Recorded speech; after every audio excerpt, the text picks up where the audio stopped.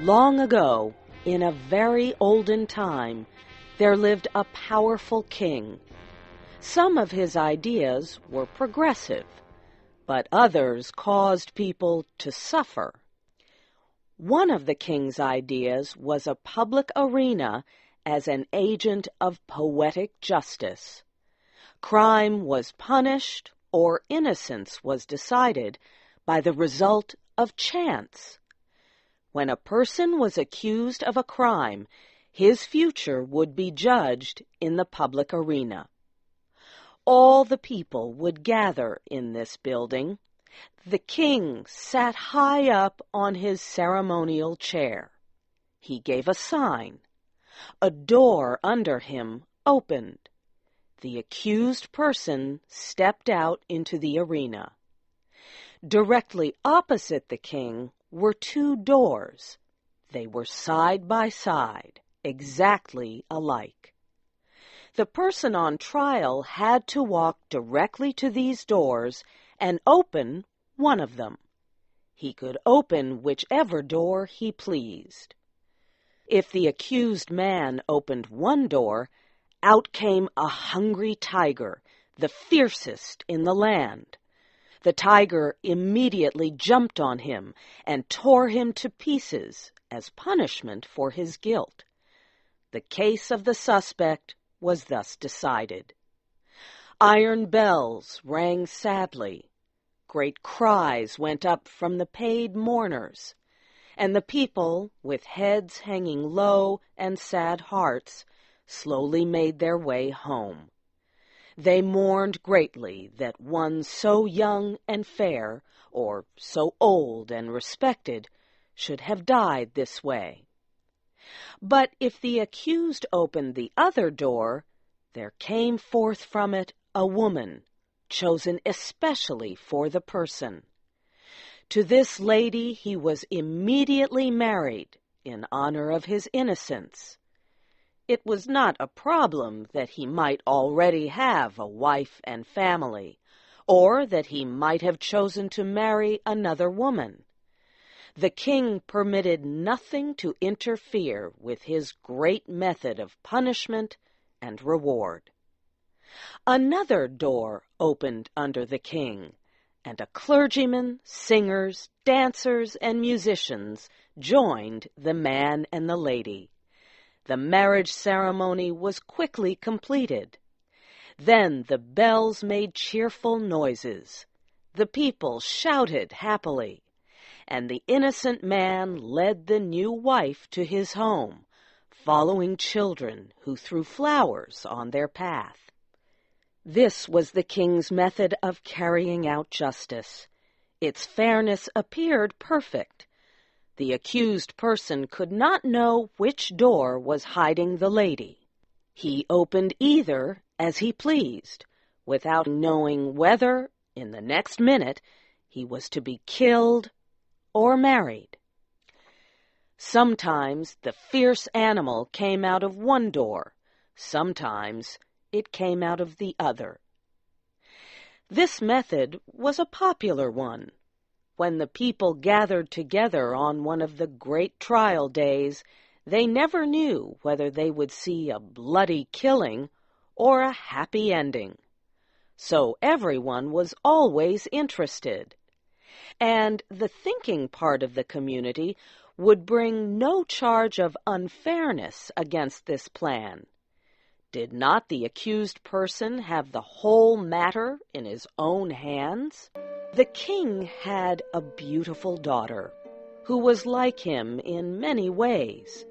He loved her above all humanity. The princess secretly loved a young man who was the best-looking and bravest in the land. But he was a commoner, not part of an important family. One day, the king discovered the relationship between his daughter and the young man. The man was immediately put in prison. A day was set for his trial in the king's public arena. This, of course, was an especially important event. Never before had a common subject been brave enough to love the daughter of the king. The king knew that the young man would be punished, even if he opened the right door, and the king would take pleasure in watching the series of events which would judge whether or not the man had done wrong in loving the princess. The day of the trial arrived. From far and near the people gathered in the arena and outside its walls. The king and his advisers were in their places opposite the two doors. All was ready. The sign was given. The door under the king opened, and the lover of the princess entered the arena. Tall, beautiful, and fair, his appearance was met with a sound of approval and tension. Half the people had not known so perfect a young man lived among them. No wonder the princess loved him. What a terrible thing for him to be there. As the young man entered the public arena, he turned to bend to the king. But he did not at all think of the great ruler. The young man's eyes instead were fixed on the princess, who sat to the right of her father.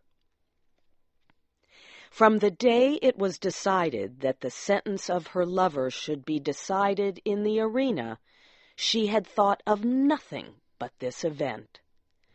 The princess had more power, influence, and force of character than anyone who had ever before been interested in such a case.